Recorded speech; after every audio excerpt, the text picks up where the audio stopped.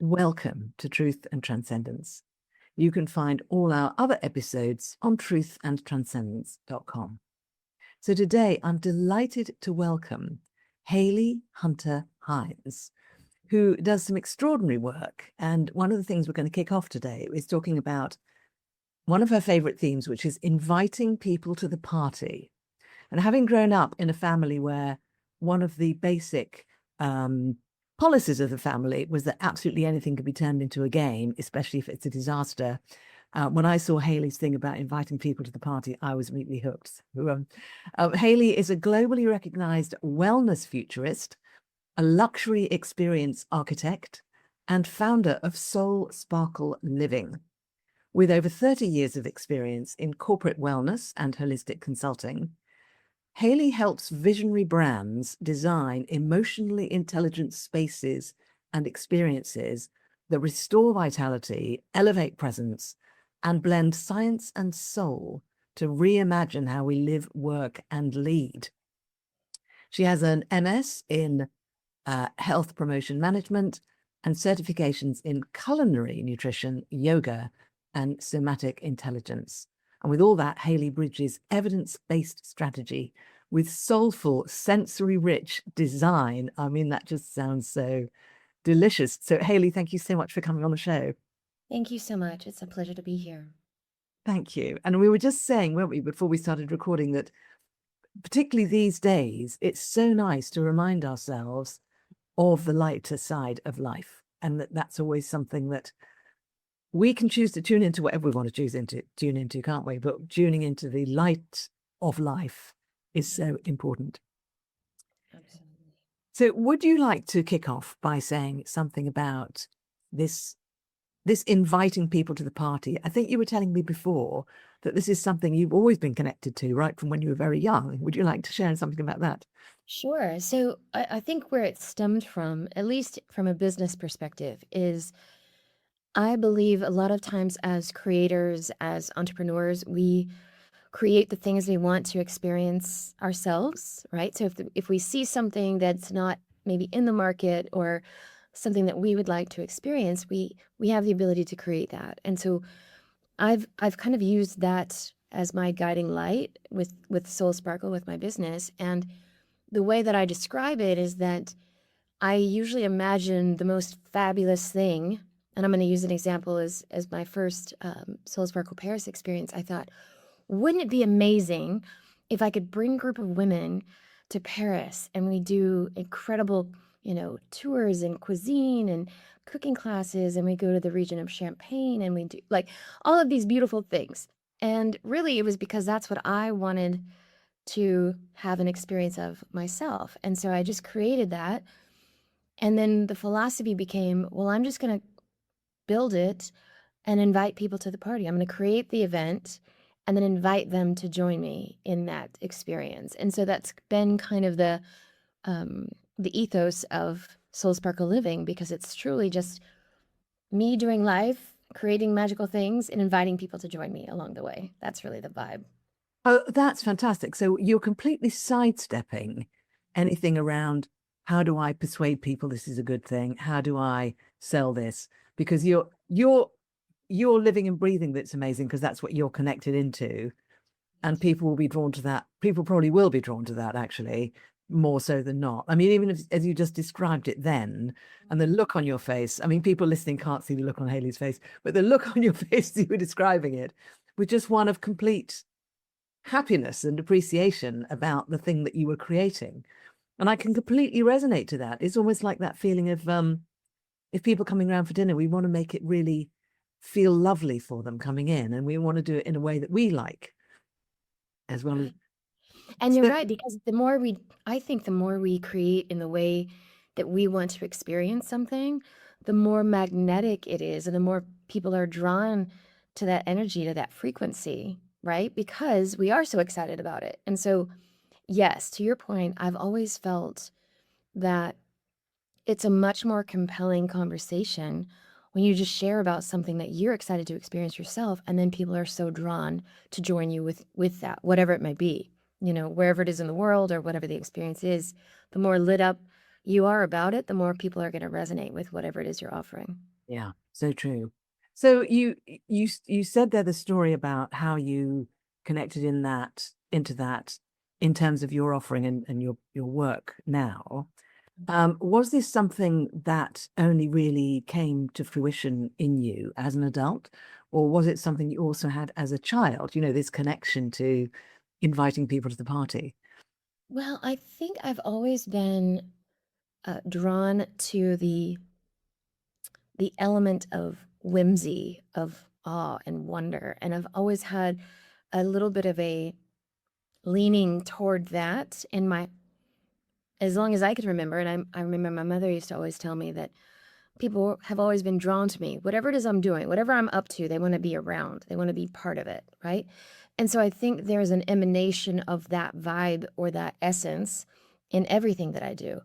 And so it's just natural that I blend that into my work. It's so easy, right? And I even have this framework that I developed over all these years. You mentioned that I've been doing this wellness thing for a long time, kind of an OG in that field, right? And so, we talked a lot about the body. We talked about, the metrics, the nutrition, the exercise, all the things that you should do to take care of your physical body. And then we moved into this idea of the psychological aspects. So stress management, financial management, depression, anxiety, things that impact us and impact our health, but are more of a psychological construct. And then we moved into like the social part where we understood how important, connection and community are, and the deepening of relationships and having people that you love and that you're surrounded by in your life, how important that is on your overall well-being. Then we moved into the idea of the spiritual connection and how it's really of benefit for all of us, whatever that may be, however it may look for you, to have some element of connection with spirit. And so that's been my body, mind, soul, spirit framework. But then I added my element to that, which is the sparkle, which is that way of being in life that creates magic and miracles and a sense of wonder. And so that is really the framework that I build all of my work around. I build my own personal life around it, and how I work with clients is kind of that 5D framework. And I feel like I've had elements of that my whole life. Yes. So it's been a long time in the making to be able to anchor it in the right words, Mm. but that's been a part of me for as long as I could remember. Amazing. So that sounds like this ingredient of the sparkle was always present.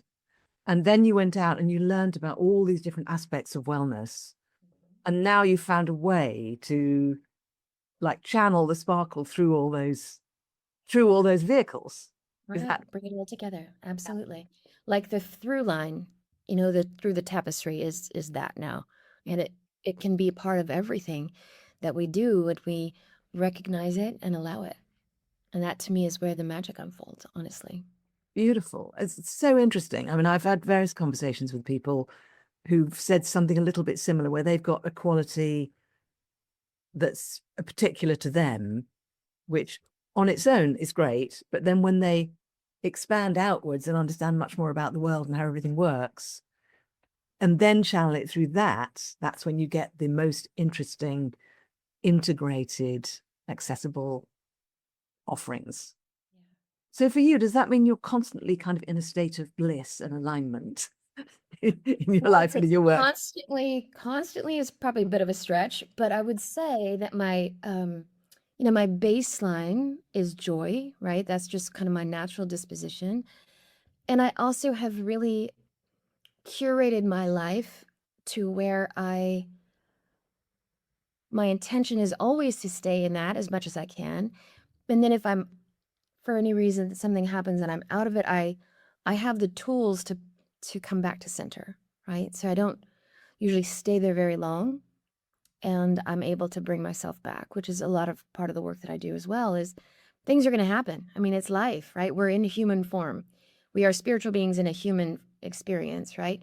But I think that being able to bring yourself back to center is a really powerful gift. And so, So yeah, there are always going to be times where you are not in those states of bliss, but the teaching is how quickly can you come back and ground back into joy. Yeah. So yeah. And in order to do that, you've got to feel that coming back into joy is the right thing to do, haven't you? So not everybody feels that way. I spent time with somebody once who, the minute you said the word fun, to them, fun is wrong.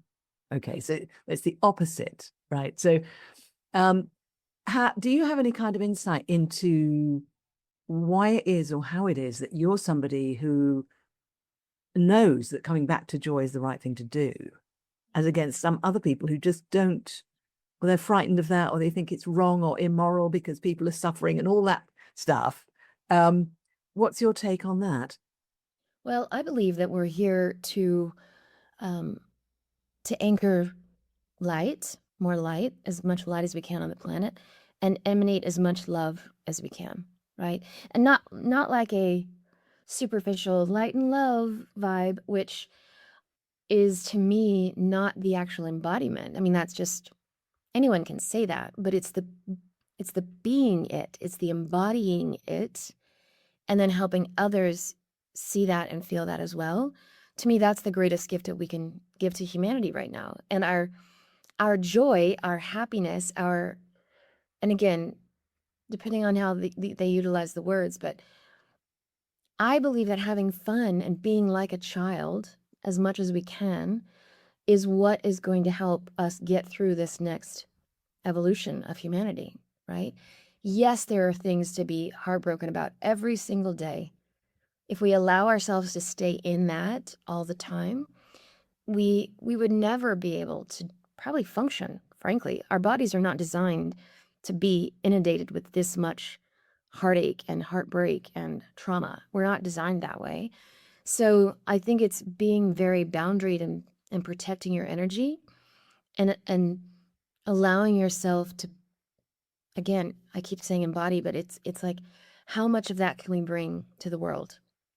And the more we're dancing, the more we're laughing, the more we're loving, the more we're hugging, the more connected we are, the more conversations, the more we're dreaming, the more we're creating, the more we're making art, like whatever it is, right?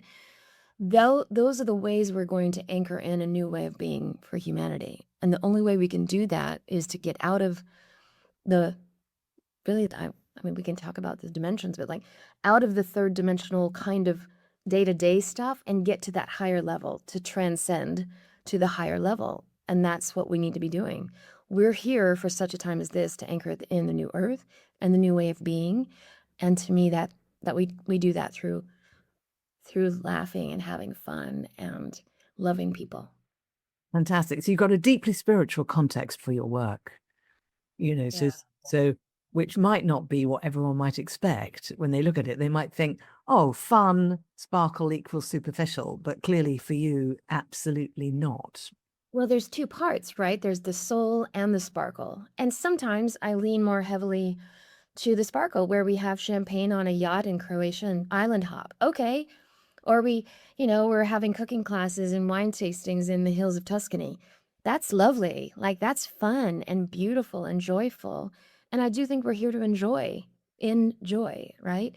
And then there's also the soul part, and there's deeply mystical, esoteric teachings that I think can transform us as individuals and as a society that I also am fascinated by. So I think I've always been a little bit of a hybrid, and I don't think there's anything wrong with either side of that. It's just being as true and authentic to my own makeup, my own being, right? And this is the fullest expression of myself and my soul and my work in the world.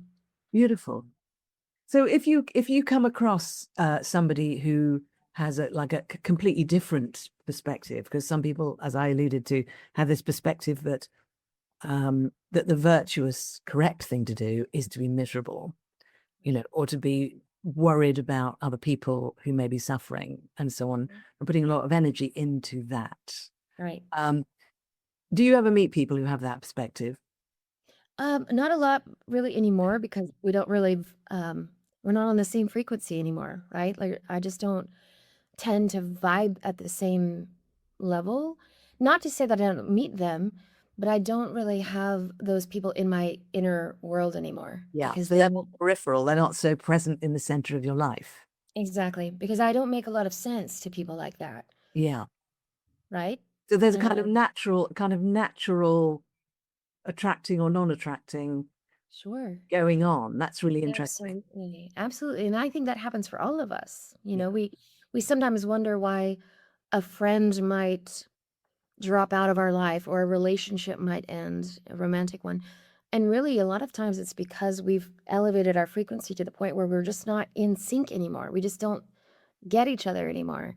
Almost to the point where you can't even understand each other anymore. I've had that happen where it's like we're not even speaking the same language, which a lot of times is the case since I live in Italy. But you get the idea. It's like you just don't have the resonance anymore. So, like you and I are having this level of a conversation because we're at the same frequency, right? But a lot of people that might listen may think I'm crazy or whatever, or I don't make sense to them because that's not their reality. So they say your vibe attracts your tribe. You've heard that saying, and I believe that. I think that people are drawn to us that resonate with our energy and our joy or our frequency. I say that a lot, but I think it's a very real thing, and it's a very real thing when they go away because they don't understand maybe where you're at in your own life right now. So it's really interesting. I think that is really interesting. And of course, everyone's on their path, isn't it? And sometimes I imagine there may be some people listening who think, actually, I feel drawn to Hayley's energy and to what she's saying, even though some of it's a bit new to me. Right. And other people are going to be listening and thinking, yeah, this is exactly what I feel. We're all in different places at different times in our lives, aren't we? Right. And none of them are right or wrong. It just is. I think that's the key. And what you were saying earlier about the ones that are like saying, well, this is wrong and you should be this, you should be that. I actually feel like the greatest gift we can give ourselves is to stop judging other people. Period. Period. Like just let people be. Let them live. Being judged is one of the worst feelings, that we can have. And it's just such a yucky, slimy, ew feeling. And it's like, why would you project that on anyone else? Just let them do their life. Let them be. There's no judgment. There's no shame. If you want to do that, do that. Like, if as long as you're not hurting anyone and it feels aligned for you, then, to me, let's just all let people be themselves Yeah. and love them wherever they are. Yeah. It's my Okay, so that's a great idea, and I think everyone would agree with that, but not all of us find ourselves always able to follow that piece of advice very easily. So what's your response to that? Well, I think the reason a lot of people aren't able to do it for other people, they're not able to stop judging other people because they're still judging themselves. I mean, that's a hard truth, hard pill, but it's the truth, right? And so the sooner you allow yourself to just love yourself so deeply, so completely, forgive yourself for all the things that you did that went well, that didn't go well, that you did right, that you did wrong, just I would say forgiveness and grace are two of the most beautiful gifts that we can give ourselves first, and then we're able to extend those gifts to the world because we know that now this is not everyone. I will say there is a lot of hard, terrible people, and we all know them, right? We have those realizations, but for the day-to-day person, people are just doing the best they can with the information that they have, with the trauma that they're carrying, and whatever life experience that they've brought to this point. And so the sooner we can release the baggage, release and heal the trauma, forgive ourselves, give ourselves a lot of compassion and grace, then we're able to show up and do that for other people. Yeah. So when people come to, I mean, you're talking now, the way you're talking now also includes the notion of healing within it, doesn't it? So when people come to you, whether they're coming to one of your retreats or do people work with you one-to-one as well? Yeah, I do have a small private client group. Do they find that in addition to reconnecting to the joy and learning how to come back to the joy, do they find that they also experience a healing effect? I think so, you know, depending on where they are in their life, but I would say kind of what I was just kind of that other thread that we talked about, the forgiveness and grace. I walked them through ways to do that in a way that maybe they hadn't experienced before, and it gets them, you know how sometimes you think, "This is where I am on this side of the bridge, and I really wanna be on the other side, but there's, like, this river through it that I need to figure out how to get on the other side of." And to me, that's part of what I'm able to help them get from where they are in their life to where they really wanted to be, or and experience what they've always wanted, and they never were able to quite get there. And so, yeah, it's a beautiful thing. I specifically work with women. I don't work with men, but it's a beautiful thing to watch women transform right in front of your eyes. You know, it's the most beautiful thing to watch them become who they've always wanted to be, and I think who God, source, creator, whatever you call it, intended. And that's a really beautiful thing to experience. I Mm. love it. And why is it that you work only with women and not with men?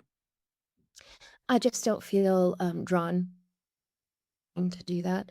There are enough women that need help and support. And I just think that right now, we need women to step fully into their magic, their message, their mission, and create their own movements.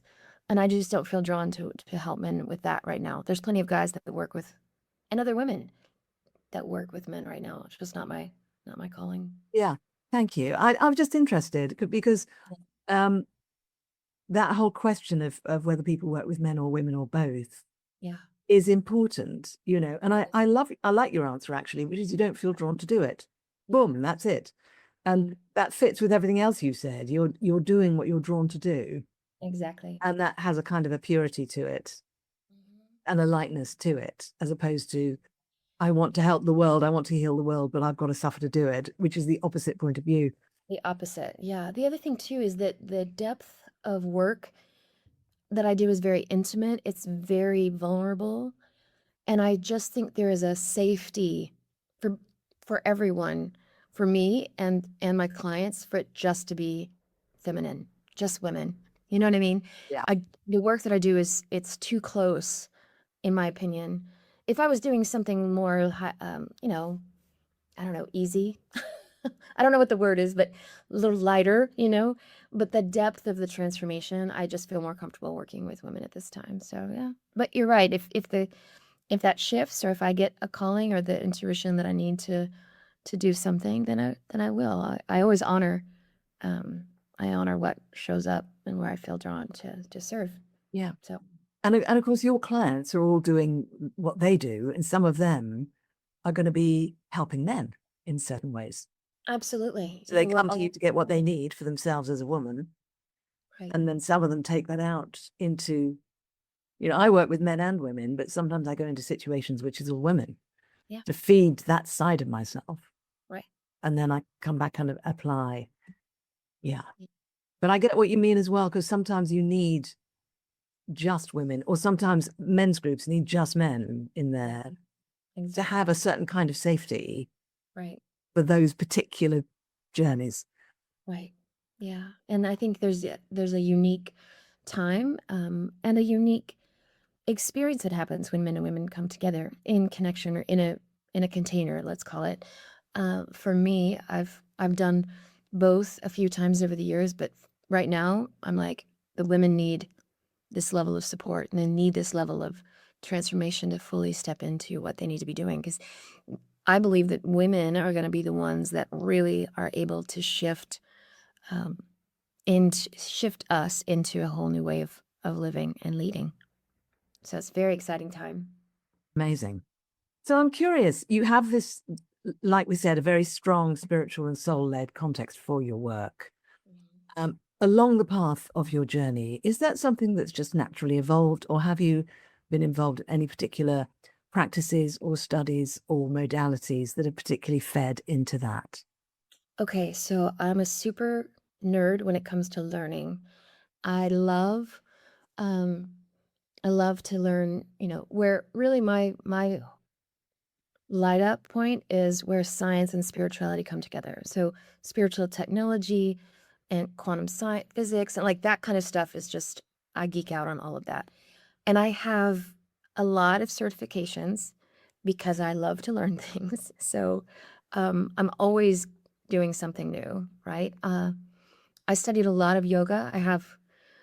I took like 3 different 200-hour yoga teacher trainings in different traditions. I think at one point I had like 42 certifications of things because I'm so curious.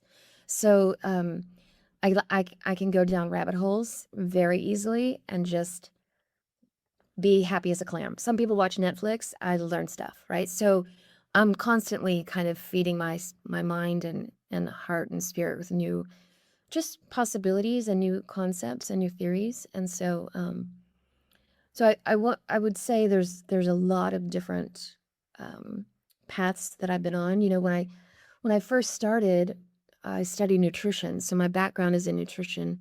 And then you mentioned I got a master's years later in health management. So like population health and more of the physical, like I spoke about that biometric model of well-being and how do we help employers make their employees healthier, that kind of thing. So I did that for a long time. Then I started getting into more of the spiritual paths with some yoga, and I did my first yoga teacher training, and then I went on to do, like I said, that 2 other ones. But then over the last probably 10 years, I've just been really curious about metaphysics and diving into that and quantum physics and I study a lot of mystical teachings. So not really anything religious, but very um, the mystical side of spirituality. So like Christian mysticism, things like that are really cool to me. So so yeah, I have a lot of interests, but I have mainly again that through line is how do we live a magical life and what are the things that I need to know and learn to not only help myself because I only teach what I have experienced myself, right? That's very important to me. And then how can I bring that to the world? How can I bring that to clients and help them have their own version of a soul sparkling life? It may not be living in a village in Tuscany or, some traveling the world like I have, but like their own version. What does it look like for them? And how can I help them find their way back to their own path of what I call the magic carpet ride, which is living life from this awe and wonder and whimsy kind of vibe. So Absolutely. And why on earth not? I mean, that whole thank you very much for that, because that really links into something I've been very interested in recently, which is that this idea that at different phases of humanity, it's been acceptable to be either really scientific or really mystical, but not both. right. And it feels like in our world now, you can actually be both. You can be. Yeah. And you're embodying that. It's like you've learned the nuts and bolts, and then you've explored, well, what's it all mean? Yeah. And what's really important. Point. Yeah. What's the point of all this? And how do we navigate it?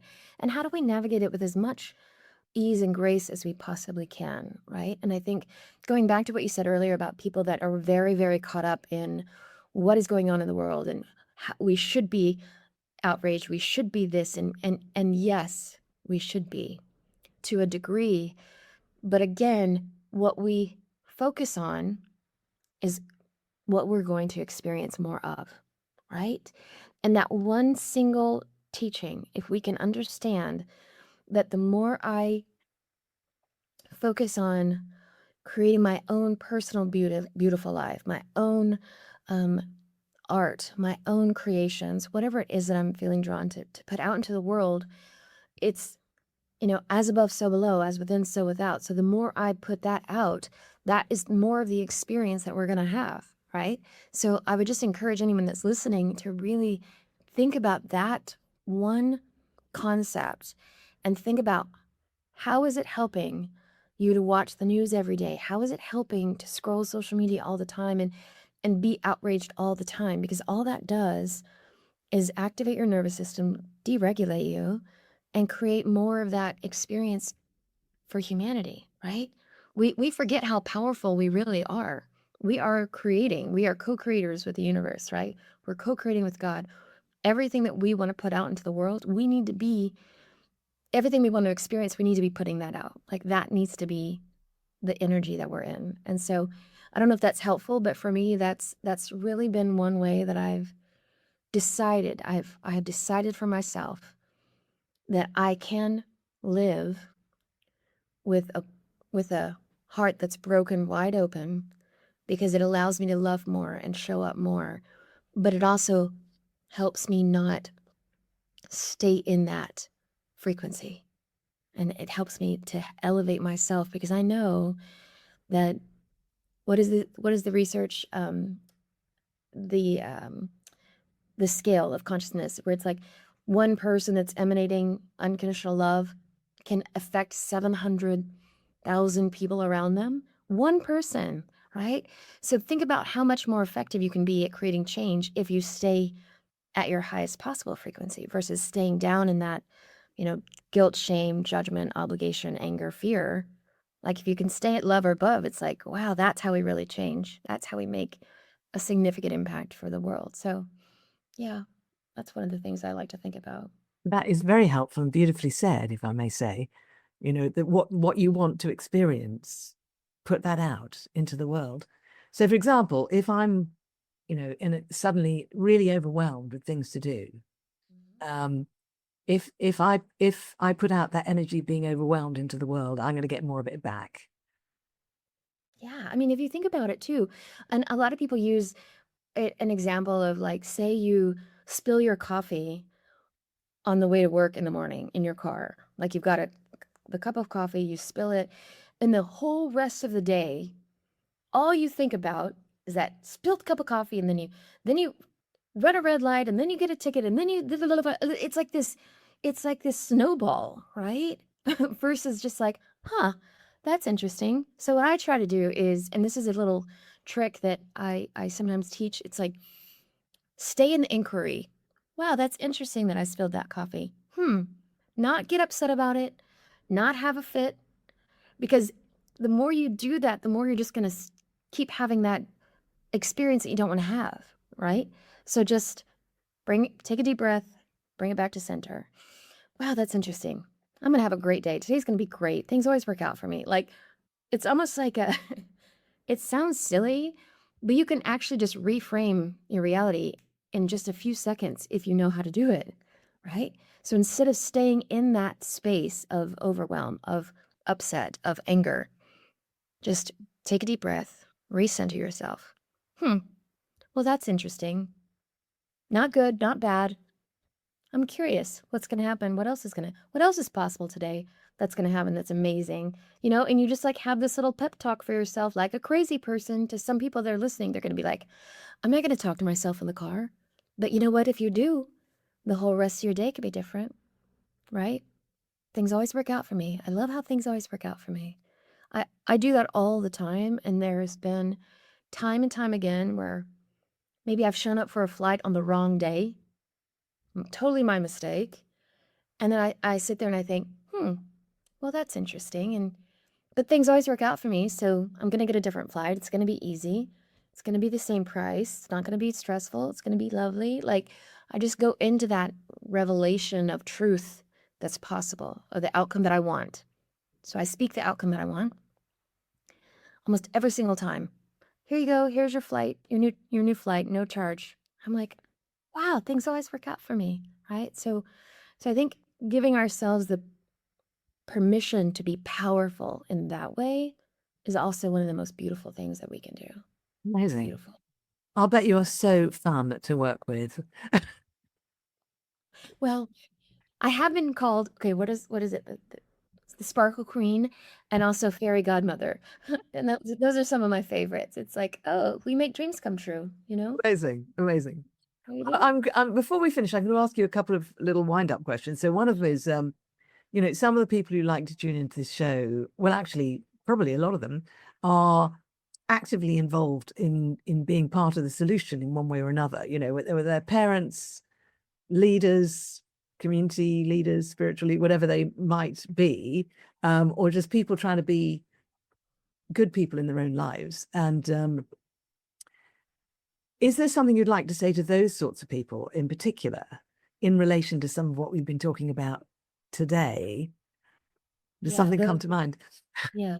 The ones that are doing the work already, that are already in it. Yeah. I would say keep going and thank you. This has not been an easy journey, especially for those of us that are considered, the way showers or the light bringers, right? The light workers. But it is part of our job. I mean, we're here for such a time as this, right? And so now is the time to stay grounded, to stay open, to stay visible as much as you can. And like you said, be the embodiment of the light, be the embodiment of the love, because there are going to be so many people that are going to struggle significantly in the next days, in the coming days and years. But for those of us that know and are doing it and are anchoring in the light, we just have to stay grounded and stay connected and not allow ourselves to give up. We can't give up the hope, right? And so just keep doing the thing that you know you're called to do in the way you're called to do it. And also not judge yourself for not being like everyone else.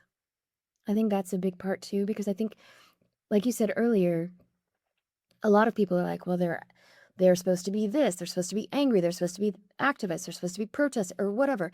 We're not all built the same way, and we don't all have the same calling. So we cannot judge another for where they are on their journey, because as long as they're doing exactly what they're called to do and you're doing exactly what you're called to do, then you're not the boss of me. I'm not the boss of you.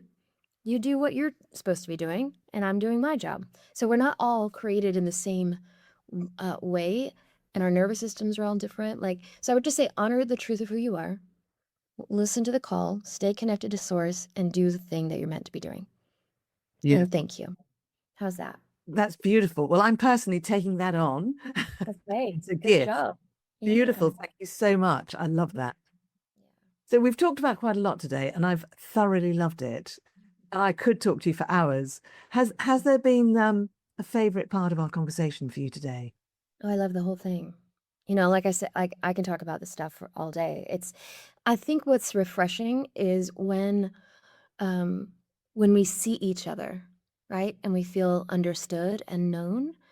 And that is such a gift. That would be another thing I would say to the people that are listening that are doing this type of thing. It's allow people to see you, allow people to know you and understand you, and surround yourself with those people. That to me is the most critical. Like I have a very small circle, very tight, deep, not wide, if that makes sense. Like very, very deep, but it's small. And so I would say making sure that you surround yourself, find yourself a few of those people that you can talk about all the things with, that you don't have to filter yourself. Because I think the less we have to filter ourselves, the more the truth, the authenticity, the real essence of who we are comes out. And right now, we talk about frequency. Authenticity is actually the highest frequency. So you have love, you have grace, and da da da da. Authenticity, the more real you are, the highest contribution that you're making to humanity. Isn't that cool? That's very cool. Yeah. So find yourself people that you can be honest with, and I feel like I've just been able to share whatever comes up, and that's a lovely feeling today. So thank you for that. Well, thank you. And equally for me, it's a gift because, it's great to be able to share with somebody, but it's also great to be shared with. Yeah, It's, absolutely. it's both of it is very beautiful. So thank you very much for that. This has been such a fantastic conversation and such a gift. And with lots of sparkle within it, while still very grounded and soulful. So thank you so much, Hayley, for coming on the show. Thanks for having me. It was a blessing. And thank you everybody for watching and listening, and have a fantastic week full of joy while being authentic. This is not about being superficial. And do check out Hayley's website, which is soulsparkleliving.com. And check out her work because it's amazing. And also she's got lots of beautiful little videos all over Instagram and probably in other places too. So thank you so much, everybody. Do check out my other episodes on truthandtranscendence.com, and do check out my other work on beingspace.world. Thank you so much. Have a great week. And thank you, Hayley. Thanks so much.